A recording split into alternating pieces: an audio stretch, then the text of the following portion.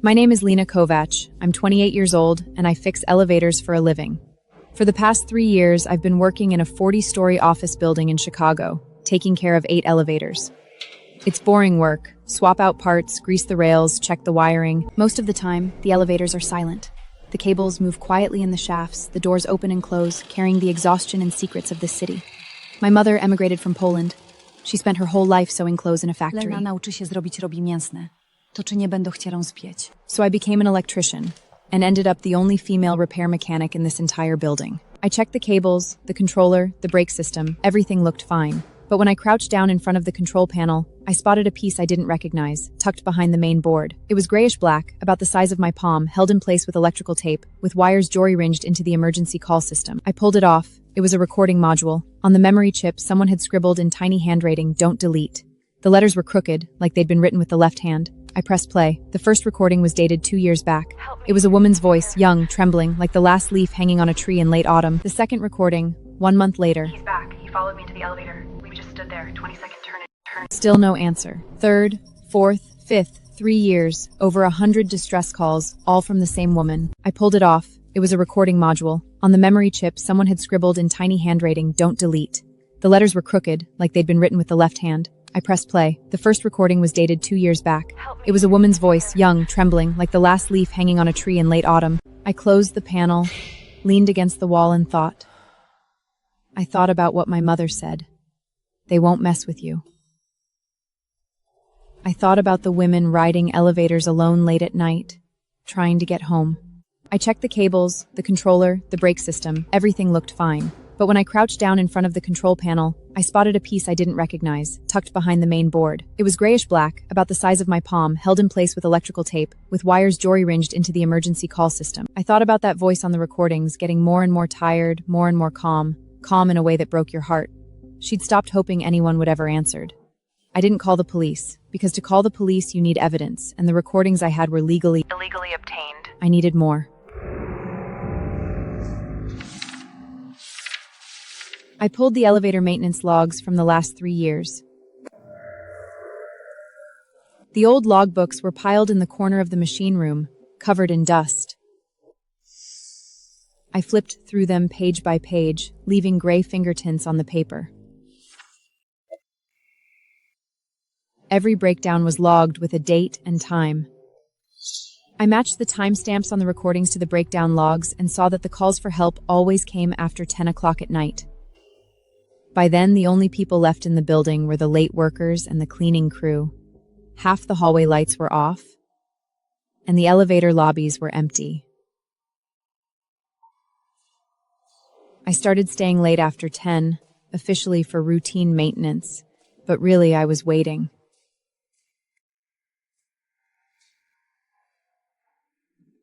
The 4th week, she appeared. I sat in the corner of the 3rd floor elevator lobby, pretending to inspect the fire hose cabinet.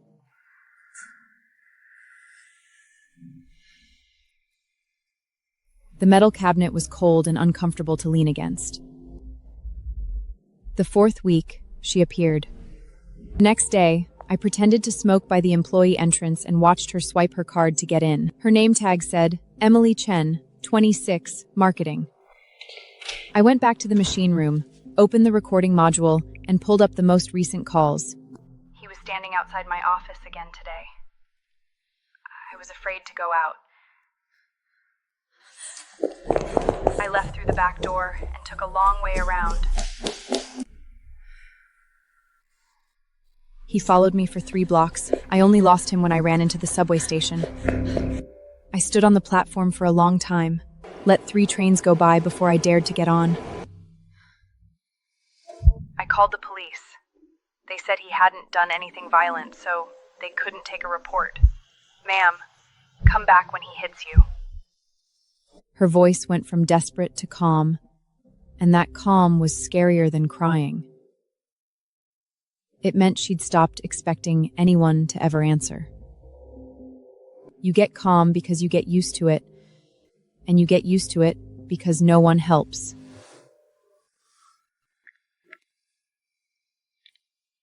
I backed up the recordings to my phone, then called my sister, Maria. She's a social worker. She's seen a lot of cases like this. Maria, if someone were stalking you, what would you do? Hide, move, change jobs, disappear.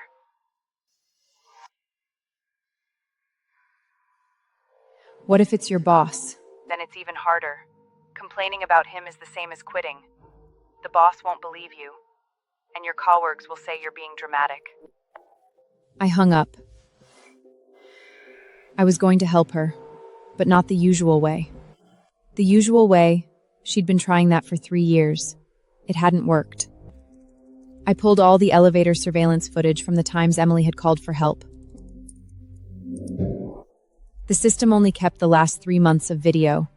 I spent the whole night watching. The chair in the security room was hard, and the blue glow from the screens burned my eyes. Found him, a man in a dark suit, mid-40s, medium build, hair neatly combed. He always showed up around 10 p.m. near Emily's floor. The elevator footage showed him getting into the same car as Emily, standing behind her, not speaking, but his eyes fixed on the back of her head. Sometimes he stood to her left, sometimes to her right, but never in front of her. He didn't want her to see him. Look in his eyes on that surveillance footage. It wasn't affection. It was possession. It was the way a hunter watches its prey from the shadows. Quiet, but full of control. I started tracking his routine. He arrived at work at 8 a.m., parked his black Mercedes in B2, spot 17. He never ate with coworkers, always alone. Every Wednesday and stay at noon, he went to the gym. Every Friday night to the same bar. His life ran like a Swiss watch, and he used that precision to schedule his stalking.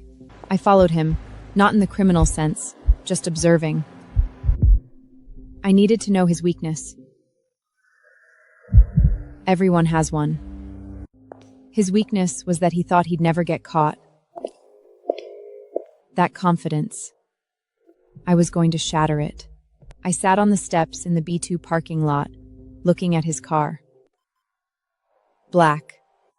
Spotless. He sat in his car for a long time, not getting out. I don't know what he was thinking. Maybe about how he'd bump into Emily tomorrow. I didn't care. I just needed to know he was still in the building. Found Emily. That night at 10, I was waiting in the B2 parking lot, crouched down, watching for her. The parking garage was huge, lit by harsh white fluorescent tubes. She came walking fast toward her car, her fingers trembling slightly on her key fob. Her car was a white Honda with an old scratch on the bumper. It took her 3 tries to get the door open.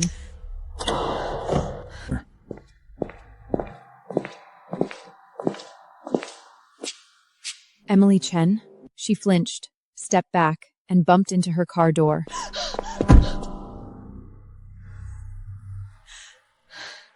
Who are you? I'm the elevator mechanic. I heard your The color drained from her face. What recordings? The ones you made on the emergency call system.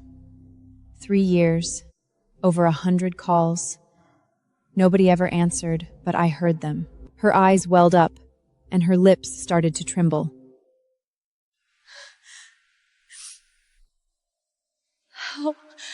How did you hear those?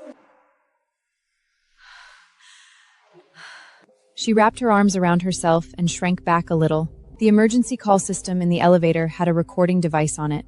Some mechanic installed it secretly. I don't know who he was, but he kept every single distress call. She bit her lip and was silent for a long time.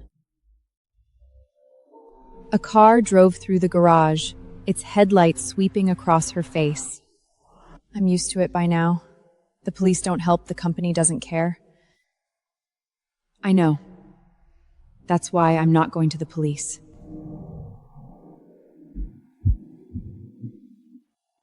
What are you going to do then? Make him admit it himself. She looked at me with a mix of emotions. Doubt, fear, and a tiny sliver of hope, like a drowning person seeing a piece of driftwood, afraid to grab it, because it might be a mirage. Who is he? Richard Hayes, Director of Marketing. She lowered her head and gave a small shiver, as if a cold wind had blown through her. I knew it was him. You're not surprised? No. He's always looked at me that way. That look. You can't see it, but I can feel it. Like something crawling on my skin. I took her hand. It was cold. We're going to help you. I told Emily my plan. No police, no legal process. I was going to make Richard break down on his own. She asked me how. The elevator. I took the recording module out and brought it home. I rent a small apartment and with his tools and parts. I spent my living room has been cluttered with tools and parts. I spent 3 nights editing that 2-minute recording. Over 100 distress calls, each only a few words long. I spliced them into 3 sentences. Who are you stalking? The first time, a question. The second, an accusation. The third, almost a whisper, like someone breathing the words right into his ear. I embedded that recording into the elevator's floor announcement system. The principle wasn't complicated. There were 8 elevators, but I only needed to modify the voice chip on the one Richard used most. That was the B-wing elevator, the one he took every day from B2 to the lobby. Every time the elevator reached a floor, the system would first announce the floor number, then randomly play, "Who are you stalking?" Random, not every time. Sometimes once a week, sometimes 3 times in a day. That way, he could never tell if it was a glitch or if someone was targeting him. Uncertainty, that's where fear comes from. The day after I installed the chip, Richard heard the phrase for the first time. On the surveillance footage, he got into the elevator on B2 and pressed the button for the lobby. The doors closed, and the elevator ran for about 15 seconds. When it reached the lobby, the voice announced first floor. Then, a 1-second pause. Who are you stalking? He snapped his head up and looked around. The elevator was empty, except for him. The elevator was empty, except for him. The doors opened, but he didn't step out. He stood there, held the door open button, and leaned out to look down the hallway. Nobody there. He stepped out, walking fast. The tails of his suit jacket flapping. The tails of his suit jacket flapping. I saw his face on the monitor. That was the look of a hunter who just realized he's being hunted too. Not anger, but fear. Ersieden jon ichian zai semen yu lung. I smiled. The first week, Richard heard it only once. He complained to building management that the elevator's voice system was malfunctioning. Management sent another mechanic to check it out. Not me.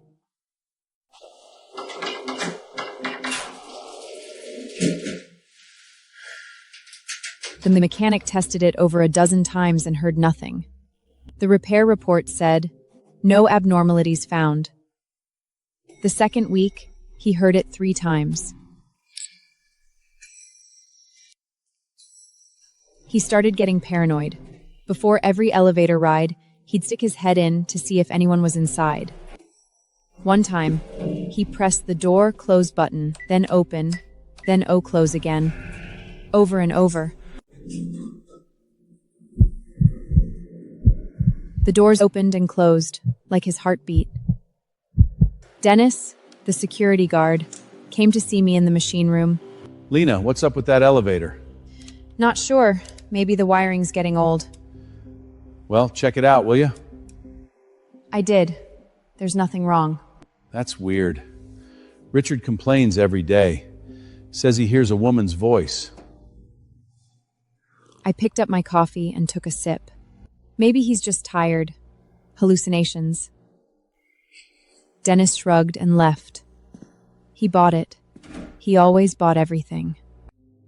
Who are you stalking? The third week, when Richard heard "Who are you stalking, stalking" in the elevator, he swore out loud. I could see his lips moving on the monitor. It must have been a loud one.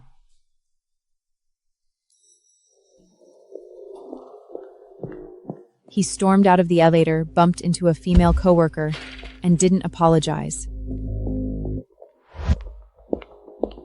His suit was wrinkled, his tie ashwar. I started observing the changes in his behavior. He stopped working late. He left by 9 p.m.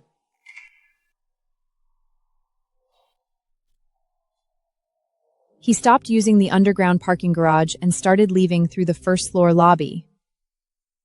He started taking long detours to avoid walking past Emily's desk. It wasn't Emily he was afraid of. It was the voice in the elevator. He didn't know where the voice came from, who was speaking, or how it knew he was stalking Emily. The unknown is scarier than anything you can name.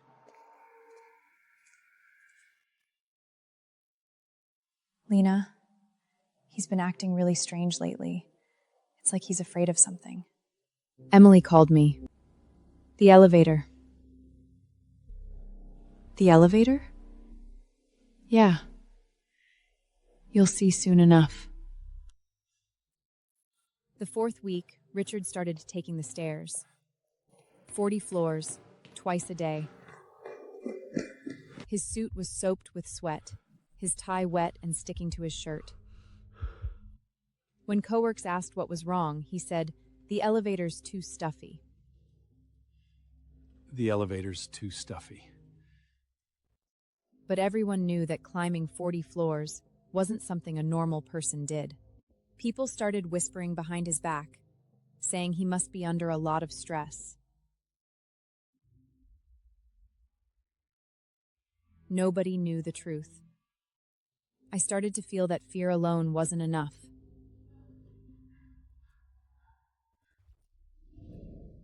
He needed to be pushed to the edge of breaking. I increased the frequency, from every third ride to every other ride. One day, he just stepped into the elevator, the doors still open. "Who are you stalking?" He bolted out of the elevator, nearly fell, caught himself on the wall, and stood there gasping. On the monitor, his face was white as paper. Dennis came to find me. Lena, Richard filed a complaint.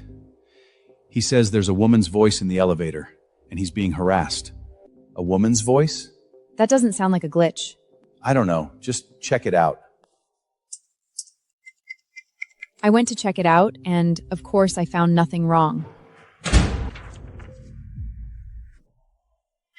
I gave the report to Dennis, and he passed it on to Richard.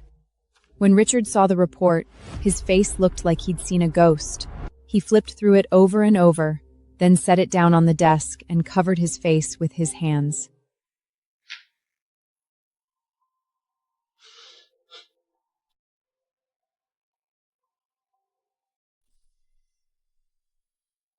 I stood in the security room and watched his shoulders shake. Emily started fighting back.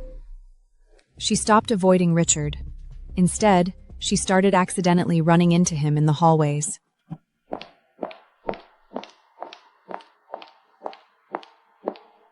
One day, coffee in hand, she just happened to turn the corner right as he was coming the other way. "Richard, are you okay? You look pale."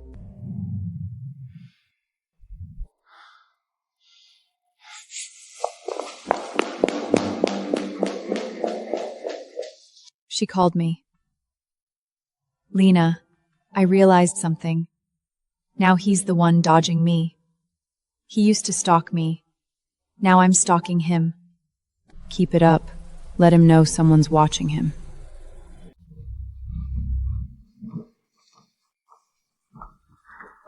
I started hanging around near Richard's office. Not on purpose, just while I was in the neighborhood. I'm an elevator mechanic. I have a legit reason to be on any floor. Richard, is the elevator working better now?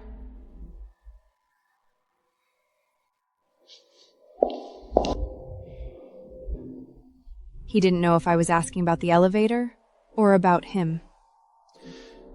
His answer was always, I take the stairs.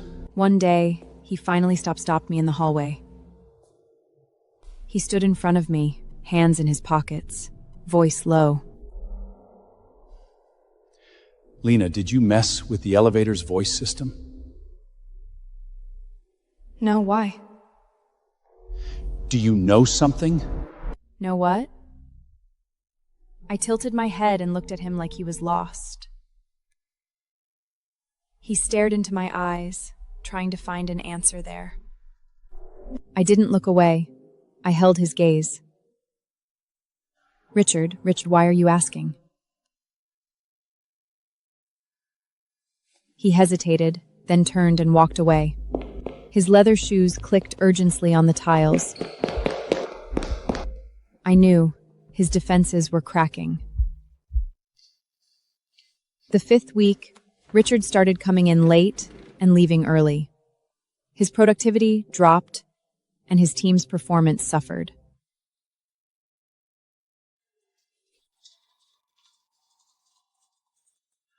Someone from HR mentioned privately that he might be getting demoted. Emily told me he hadn't been coming near her desk lately. He was even taking detours to avoid walking through the marketing department. Her voice on the phone sounded much lighter than before. Lena, it's like he's hiding from everyone. I said, he's hiding from himself. I decided to turn up the heat. I found one of Richard's habits. Every day at 3 p.m., he went to the coffee machine at the end of the hallway. That spot had no cameras. It was a blind spot. I planted an old phone there, looping the phrase, "Who are you stalking?"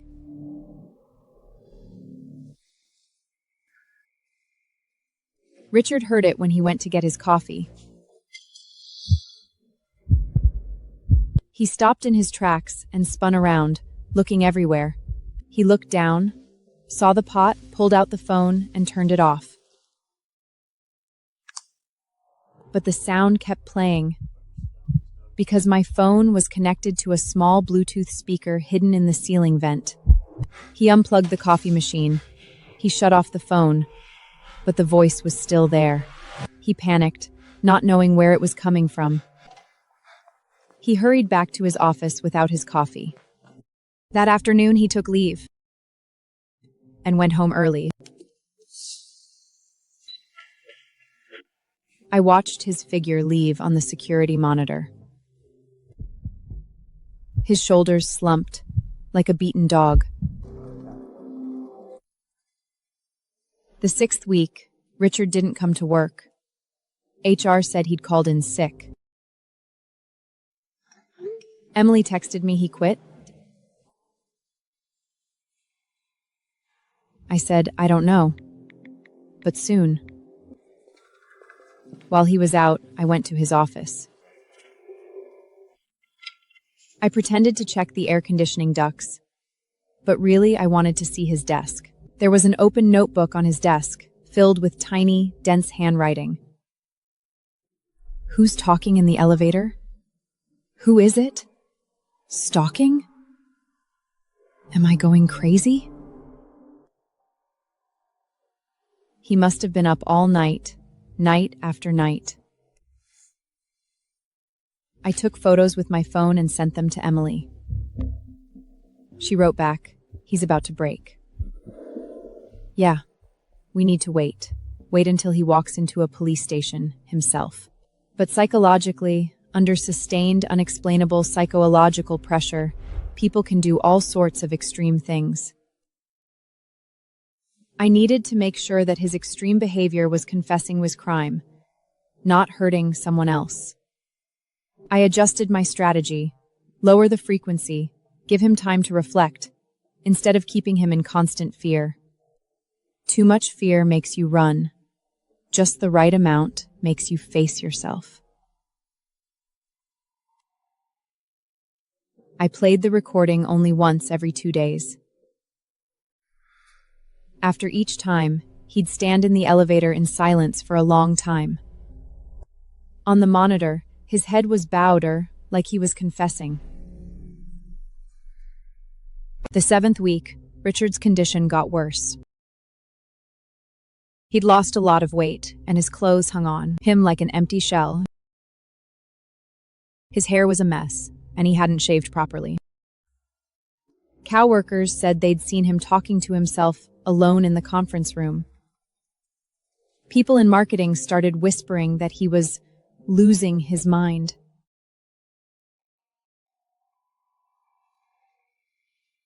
Who are you stalking? On the screen, he knelt on the elevator floor, hands braced against the ground, shoulders shaking violently. I was wrong. I shouldn't have stalked her. Please, stop. I was wrong.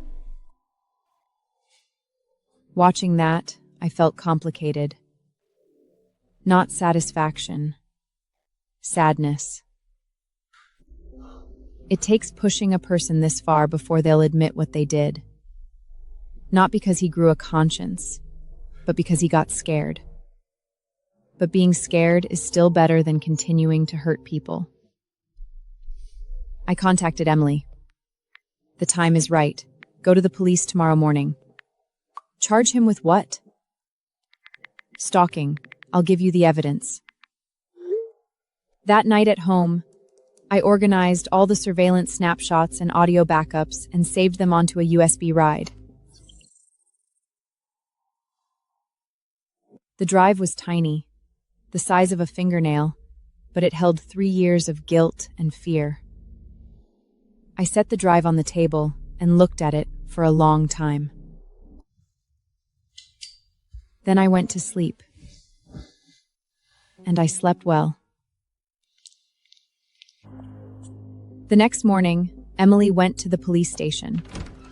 She filed a report saying she'd been stalked for 3 years by her boss, Richard Hayes. She handed over the surveillance screenshots, the audio timeline, and her own diaries. She'd been collecting that evidence for a long time, but she'd never dared to bring it forward. Not because she was afraid, because she didn't believe it would do any good. But now she believed. The police took the case. That afternoon, the security guard went to the office to look for Richard. He wasn't there. He'd already left early. People at the office said he got a phone call, then packed up quickly and left.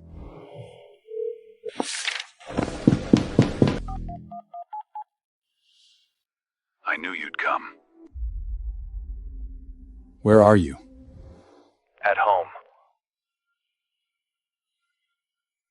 The police went to his house. He lived in that big, suburban house, with its perfectly manicured front lawn. He was sitting on the living room couch, an open Bible next to him. He wasn't praying, it was just sitting there. His voice was calm, like he was talking about someone else. That woman in the elevator. She kept asking me, "Who are you stalking?" I couldn't take it anymore. I admit it. I stalked Emily Chan for 3 years. The security took him away.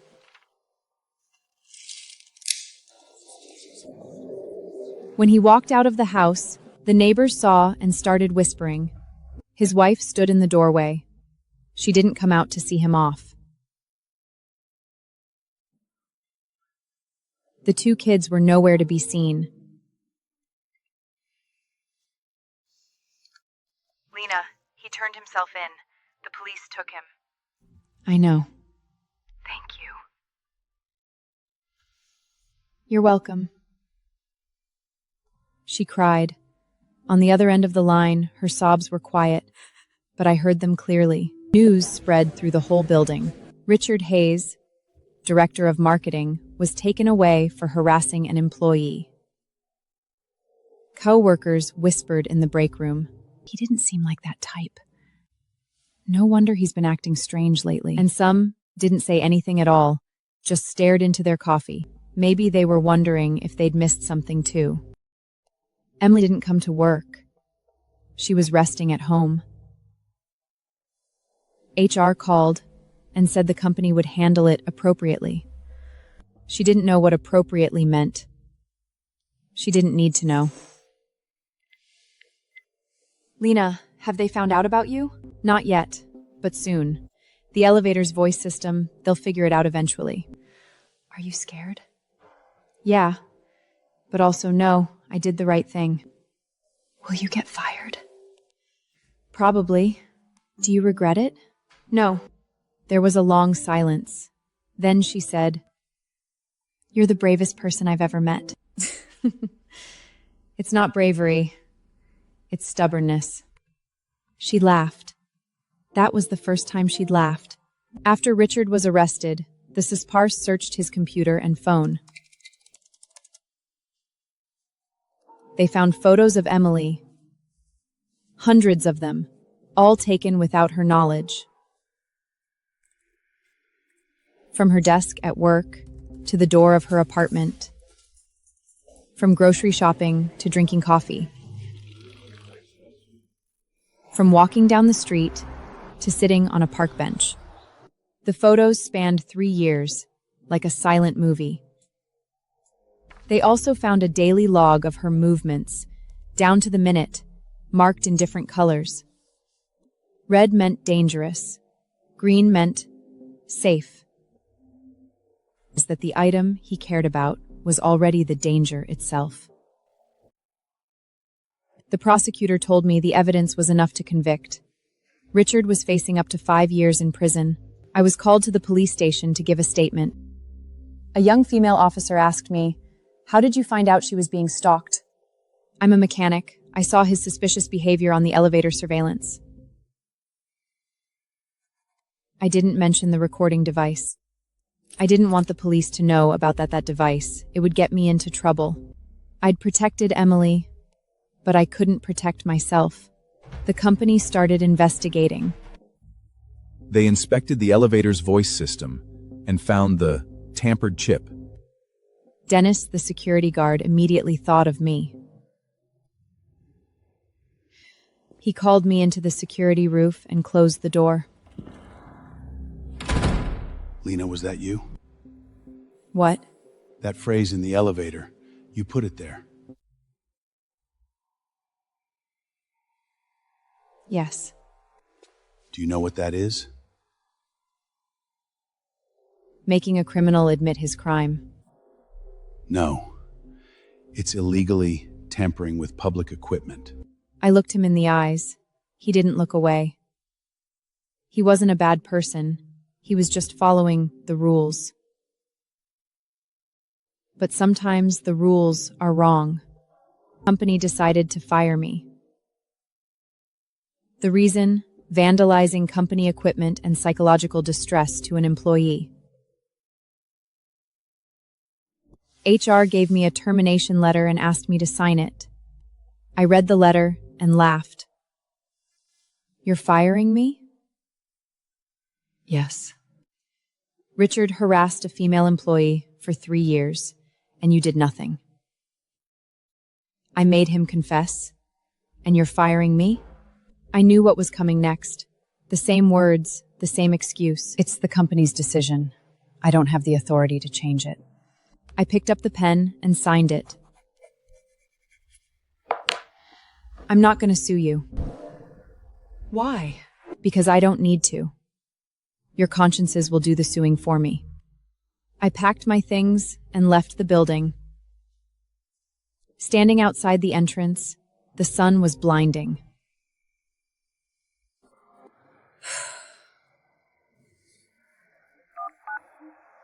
I got fired. I knew it. Do you regret it? No, What will you do now? I don't know, but I think I can do more. I swung my tool bag over my shoulder and headed for the subway. Inside the bag was that old notebook, with Richard's daily schedule and surveillance screenshots. I was thinking that's next I was going to teach what I'd learned to more people. The first week after losing my job, I rested at home. Maria came to see me.